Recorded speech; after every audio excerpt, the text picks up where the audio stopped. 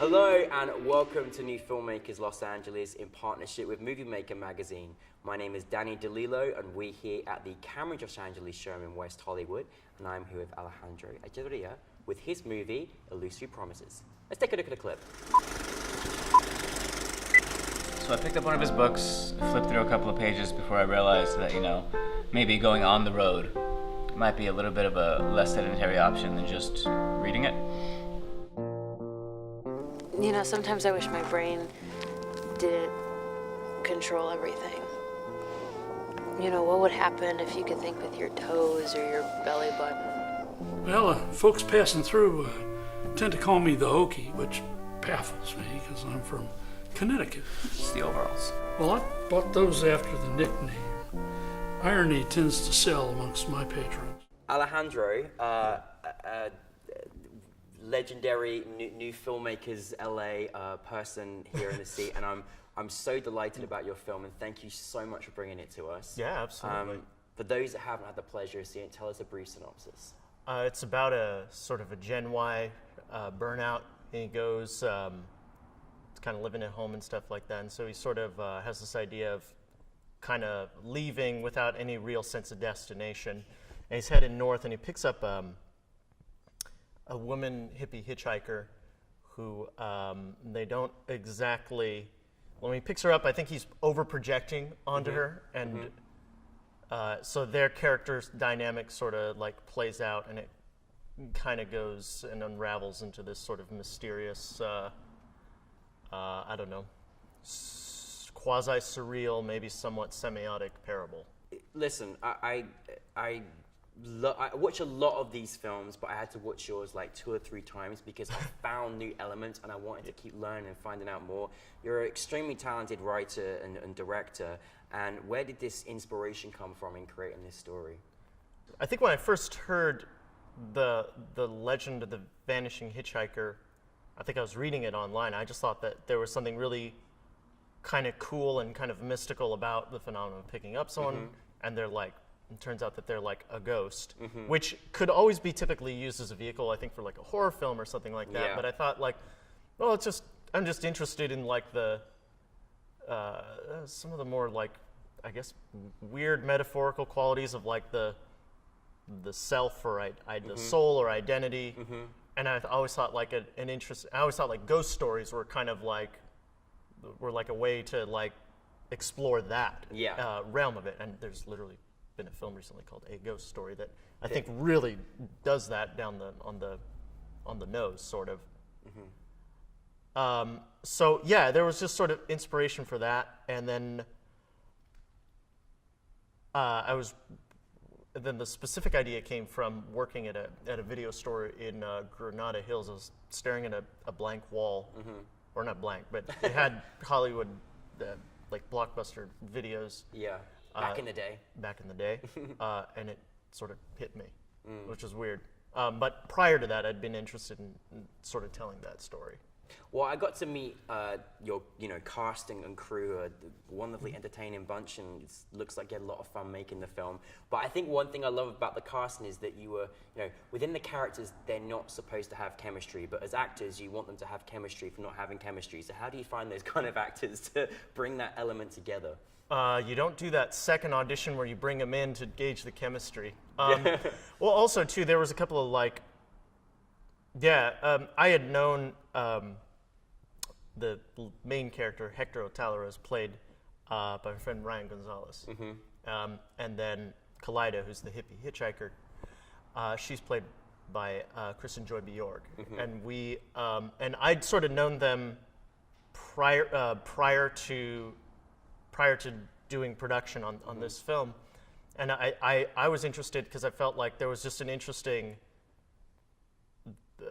there's an interesting like kind of complementary characteristics, and I could kind of see them interacting in my head already. Also, I think too, so that was part of it, to just sort of see the dynamic or know the people that you're working with beforehand, but also not doing that second, also limiting the rehearsal so that a chemistry maybe can't develop. Can't develop. That's, I don't know. no, but I think but we did we did book a day for like rehearsal for And so we walked through it and all that. So that's how you worked through it in terms of, creating that chemistry, not chemistry situation. And not to mention, his lead actress actually said to me that Alejandro is the only person that she acts for. So, I mean, that's pretty exclusive to be the only person. Yeah, it's quite the opposite of most actresses, so that's really interesting. But anyways, one thing, again, you took us in this kind of mystical world in the middle of nowhere. Where on earth did you shoot, and how was that experience? Taxing, but we knew it would be taxing, Yeah. and still challenging. The place was filmed on the Carrizo Plain National Monument, which is halfway between Bakersfield and San Luis Obispo. It's a giant empty valley that is quite remote. Our base camp was about a 90-minute drive away from the actual location. Oh, wow. So, and I was very adamant about it being the Carrizo Plain as opposed to like the Antelope Valley. I will go on record on this. I always get really, really frustrated when people do films that are in the quote-unquote middle of nowhere, and it's in like Lancaster or Palmdale, and you see the freaking Angeles Mountains in the background. See, very observant. There you go. That's right. Yeah. Like, as a I guess maybe a native Californian or Angelino, I like, for everyone else it's fine, like locations being where they like faking locations, but for me it like always like kills me. I'm like, I know where that is. You're not. I'm like, you're not in Illinois. You're in you're in Palmdale, dude. So part of it was if he's heading northbound, it would be like, it wouldn't really be, and he says he's going presumably to Alaska, but if he was heading northbound, it wouldn't be like dry brush and all of that. It would be like grassy plains and kind of golden rolling California hills. Kind of like that metaphor, I guess, that exists in like literature about what is this concept or objectification of California, that these golden hills sort of rolling out west. So I like kind of like just having that pure, almost as a symbol or something like that. So that was kept intact there. And then there was another reason why we shot out in the middle of nowhere, is because we're doing driving scenes with dialogue, and there are no cars out there. There are very few cars that drive through there. How on earth do you do? I mean, doing a driving scene is difficult enough as it is anyway for a humongously big budget film. How do you do that? Like, I mean, a great cinematographer. Yeah. Yeah, Eric Aguilar. He's brilliant. Yeah, we played.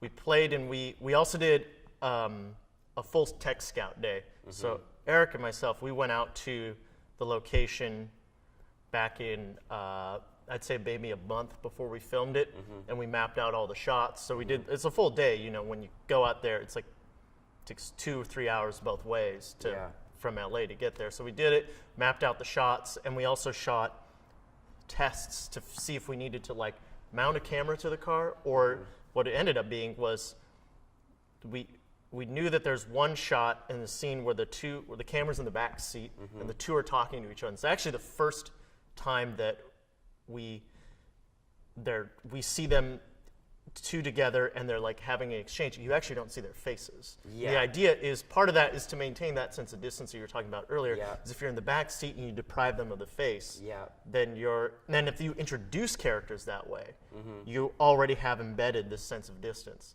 So they actually don't make eye contact until like the third scene that they have together. So you don't actually see like a master reverse over. See, it's why I watched it 2 or 3 times, because there's so many, you literally pinpoint and so thorough in your elements. You're offering so many things to us, and it's beautiful to watch, because you just. I said to you last night, I said I love it because it's one of those movies you can watch over and over again, and that's kind of what you wanted, right? You wanted people to kind of discover and find new things. Obviously there were certain challenges. Was there a particular moment where you had that was challenging on set, or in your pre-production or post-production? Yeah, one of the things that was really challenging is one of our crew members got food poisoning the day that we were going out. And so we had we set out a very particular convoy situation out on the plane. So So we had some offset. We had to rearrange some stuff to get out there, and then. So I think what happened was with that and just with the balance, and it was also very hot that day. We got that one scene for that day, and then that was it. So we called it a day early because I was like, I'm not there. Like this is just like, yeah, it was just a tough day. Yeah, it was just a real tough day. Yeah.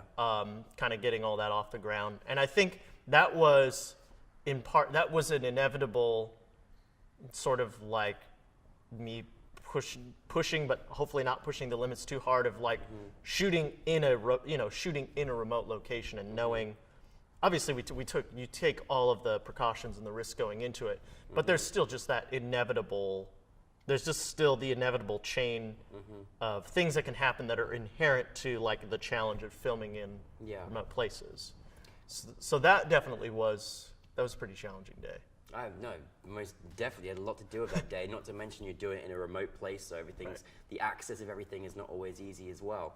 I don't really have to just do this next question, but I mean, New Filmmakers LA has been going, 10 years. We're on our 10th birthday, and aside from being next to an extraordinary filmmaker, we also have one of the most influential, high regarded, and respected people that have worked with New Filmmakers LA, and you've been in done incredible service to us, and we wouldn't be where we are today without people like you, Alejandro. Thank you. It's so delightful to see your journey as a filmmaker, and you've seen so many amazing films that have come through. So, being there through all the different stages of being part of New Filmmakers LA and supporting us in the most extraordinary way, what is it like to have your film at New Filmmakers LA? It's an interesting journey because it's like a real, I don't want to say, I guess it's a true like mailroom up kind of. I think the first task I had was when I was interning at Larry's production company. I think I'd heard about New Filmmakers, and I think the first task I had was literally like cleaning those couches back when I was at like Sunset Gower. Wow. So you're like, all right. And now you're on the red carpet, and now that's amazing.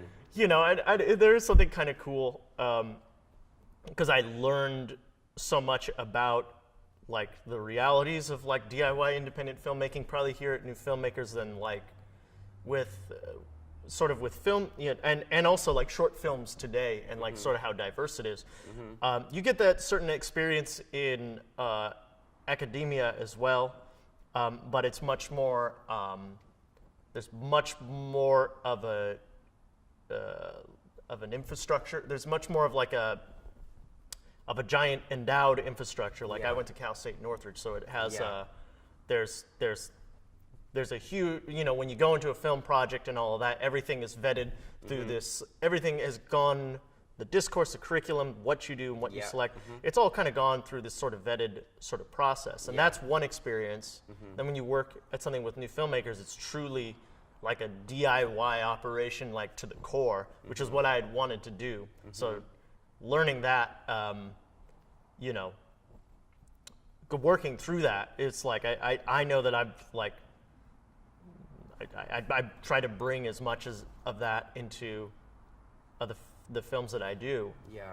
And well, I mean, learned, and the coordinating experience too helped running those events and stuff like that. Like you do, just I don't think this film would have been possible without having some sense of like being able to string things together and really take ownership of all the moving parts that go into a film. Because I know a lot of directors too. They're like, oh yeah, I let my producer do this, I let my AD do this, and it's like, no, dude, you gotta.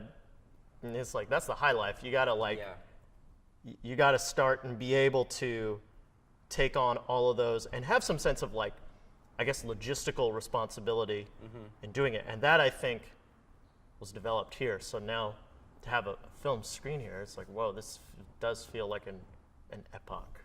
Well, I mean, well deserved. I mean, it was beautifully written, it was wonderfully directed, and it was a great beautiful experience to watch. And I love to see your journey, and I'm so happy for you, you know, as a filmmaker. And I think, you know, again, you make a very important point, you know, understanding and having appreciation for all the roles, you know, and also knowing that everybody came from somewhere, you know, we've all been interns, and then we all do that and all the learnings that we've experienced until we get to that moment. So having an appreciation for all the elements into making a film, and even putting on a film festival, and all the things that go on behind scenes to make the magic of what we call Hollywood is really beautiful to understand and appreciate. And I think that's really great that you feel that as a filmmaker, and that will never lose you as a person and in your journey as a filmmaker. You know, you gave terrific advice. Is there something that you've learned the most? What is the one thing that you've learned as a filmmaker, or that you're learning, or that you want to incorporate into your filmmaking? What's one piece of advice that you may have? For one thing, try to do the best work that you can do. And then also, nowadays, probably understand that you can do it without being like a aggressive entrepreneurial type, you know, like like here, blaze through everything and just wreck everything, and here's how we do it. You can find a way to do it in a way that is like, that is sustainable, that's like ethical, and it doesn't ultimately yield such taxing results. So I think that is a thing that, like, I would give, I guess, advice to like other filmmakers that are starting out, or filmmakers that are established as well. It's like, because I think that's the part of the thing with part of the thing that I've noticed over the years with a lot of independent cinema is a lot of those guys are like, you know, when they say like mavericks, you know, they're like, yeah, it's like to the point where like you're just like, get out of my way, the film's for, and like, like I get that like in your soul, but like really put priority over like running things in an ethical manner, and do the like moral calculus around structuring whether it's like writing and how you like represent people in your script, or whether it's how you approach and structure working with actors or a crew and post-production. You do everything. So in contrast to like the common, like, what's your advice to starting out filmmakers? Just do it, bruh. In contrast to that advice, it's like, yeah, do it, but like make sure your story checks out on like all levels. Don't just, it's filmmaking. It's a serious, like, I take things maybe too seriously, and maybe that's a problem. But like, I love it. I'm in there on this journey, and I'm like, there with you. So yeah, it's all good. But like, take it like seriously on all fronts. So like, just try to not to like be a jerk. I think no abuse of power. Don't abuse the power, exactly. and that's something we're certainly speaking about at the moment. But again, following through and really understanding what you're doing and what you're making, and I think that's wonderful. And well, listen, thank you for your incredible service and support for New Filmmakers LA. We certainly couldn't be where we are today without you, and thank you more so, and how incredibly proud we all are for you and your film achievements. And we are very much looking forward to seeing much more of your work, Alejandro. Thank you. New Filmmakers alumni now as well.